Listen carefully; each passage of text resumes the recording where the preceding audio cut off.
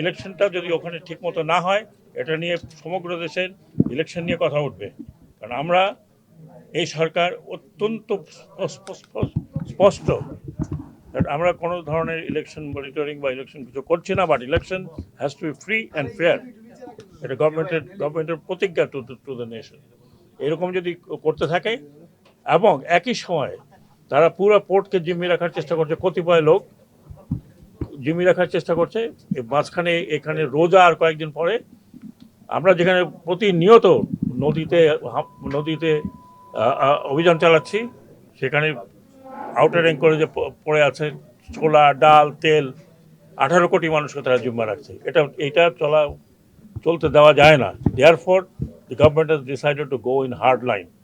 ইতিমধ্যেই কয়েকজনকে ধরা হয়েছে, বাকিদেরকে ধরা হবে এবং আশা করি যে পোর্ট চালু যদি যে কেউই হোক পোর্ট চালু রাখার ব্যাপারে প্রত্যক্ষ বা পরোক্ষভাবে কোনো কিছু করছে, তাহলে তাকে ধরা হবে।